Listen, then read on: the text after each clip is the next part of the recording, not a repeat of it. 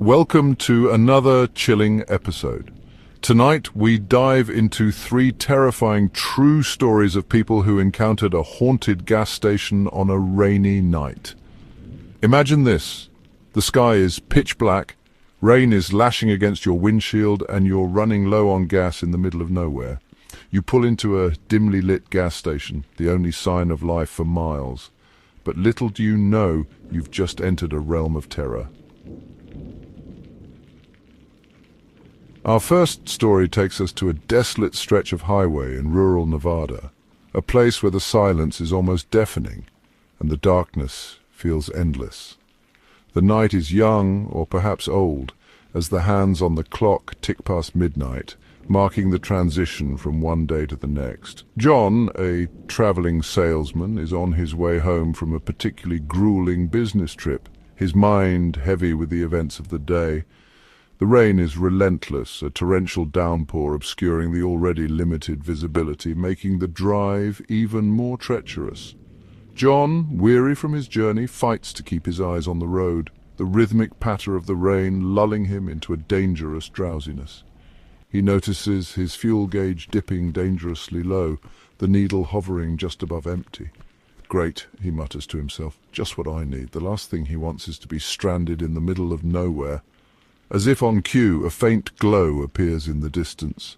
The telltale fluorescent hum of a gas station sign, a beacon of hope in the storm. Relief washes over him, a brief reprieve from the tension of the storm as he realizes he might just make it.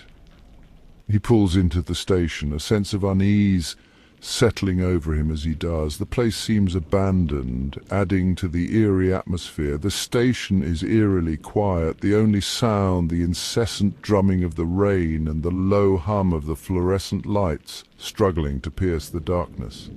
He tries to shake off the feeling, attributing it to his exhaustion and the long hours on the road.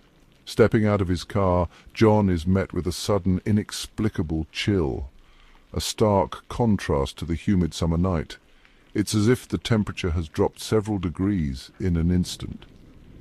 He pulls his jacket tighter around himself, his breath fogging in the cool air, a clear sign of the sudden temperature drop. He shivers, feeling a presence, a heaviness in the air that sends a prickle of fear down his spine. The feeling is almost palpable, as if someone or something is watching him. He finishes fueling his car, his hand trembling slightly as he removes the nozzle, the sense of urgency growing stronger.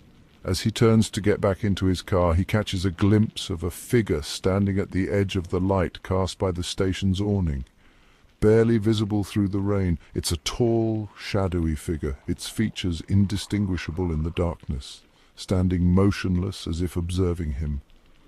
John freezes, his heart pounding in his chest, the fear almost paralyzing him. He blinks, trying to get a clearer look, but the figure is gone, vanished into the night as if it was never there. He quickly gets into his car, the engine roaring to life, a welcome sound in the oppressive silence, a small comfort in the unsettling night. As he glances at the rearview mirror, he sees it again.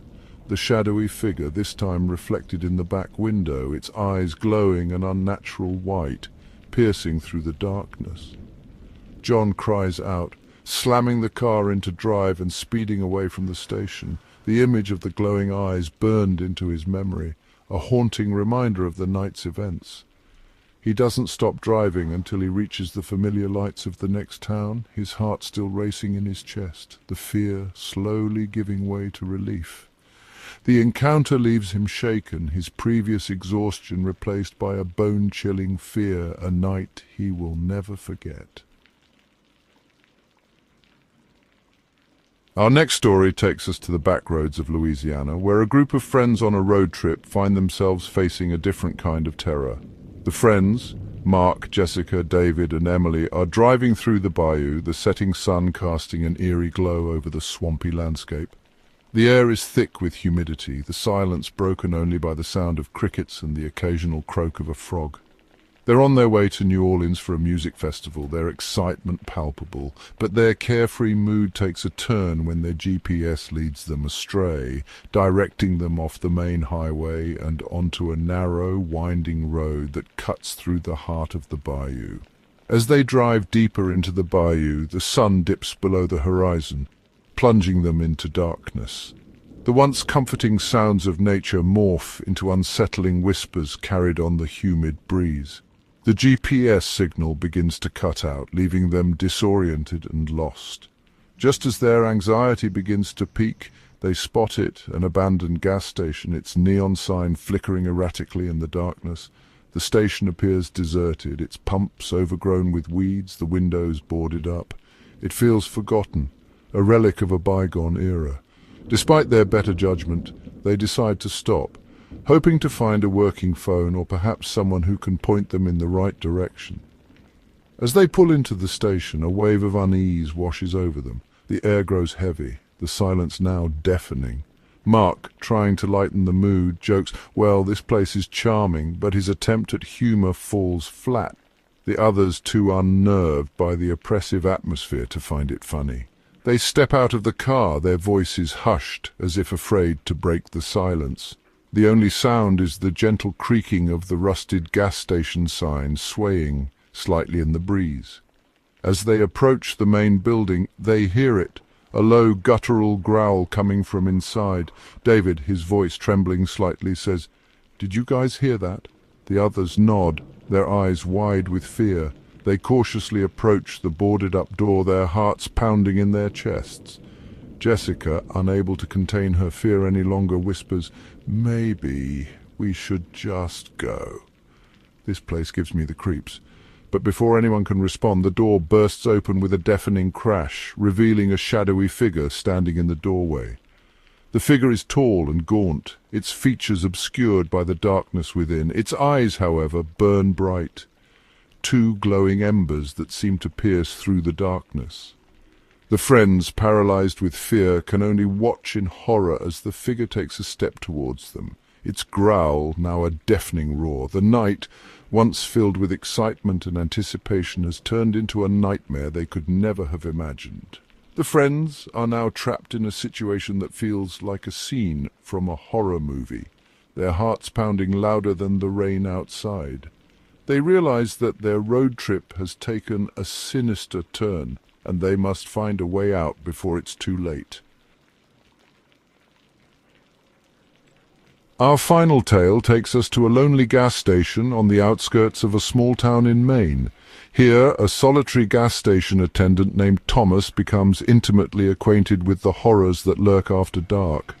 Thomas, a man of simple routine, found solace in the quiet solitude of his job. He enjoyed the peace and the predictability of his nightly duties.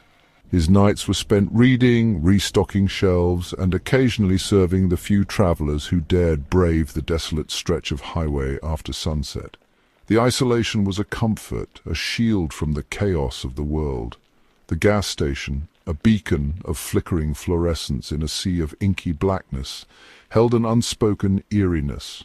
The lights would often flicker, casting unsettling shadows that danced on the walls. Locals whispered tales of its haunted past, of a tragic accident that claimed the life of a previous attendant. They spoke of strange occurrences and ghostly apparitions. Thomas, a skeptic by nature, dismissed these stories as folklore, mere whispers in the wind. He believed in what he could see and touch, not in ghost stories. One particularly stormy night, as the wind howled like a banshee and rain lashed against the windows, Thomas found himself alone. The storm was fierce, the kind that made the world outside seem like a distant memory. The usual hum of passing cars had ceased, the storm deterring even the most daring traveller. The highway was a void, an empty stretch of asphalt swallowed by the night. He busied himself with his routine, the familiar tasks, a comfort in the unsettling silence. The rhythmic motions of his work were a balm to his nerves. As he was restocking the coffee, he heard it, a soft, almost imperceptible footstep behind him. It was so faint he almost thought he imagined it. He paused, holding his breath, listening intently. The silence was thick, almost tangible, pressing in on him from all sides. The sound came again, slow and deliberate, like someone was pacing slowly behind the counter. Each step was measured, purposeful. He turned quickly, his heart pounding in his chest, but found nothing. The station was empty, just as it had been moments before. Must be the wind, he muttered to himself, his voice echoing strangely in the empty station. He tried to shake off the feeling of unease. He resumed his task, a knot of unease forming in his stomach. The station felt different, as if it were holding its breath, waiting. Moments later he heard it again, a soft whisper, barely audible above the storm raging outside. It was a voice, faint but unmistakable. It seemed to come from the corner of the station, near the restrooms, a voice soft yet filled with an unspeakable sadness.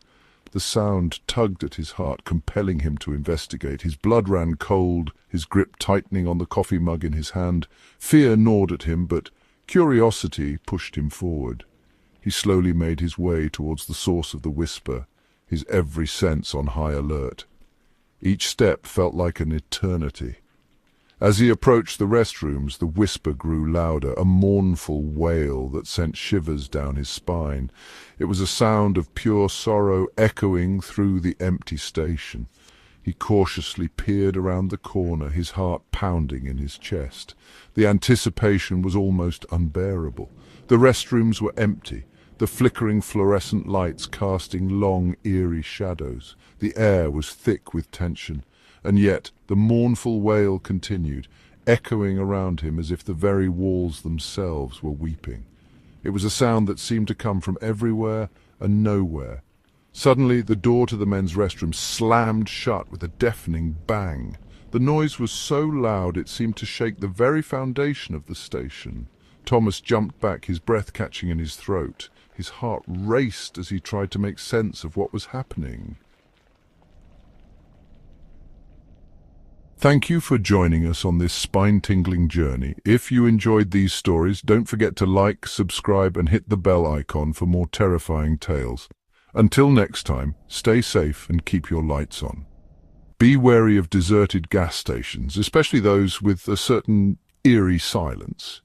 And if you ever feel a chill down your spine, or hear a whisper in the dark, it might be wise to keep driving.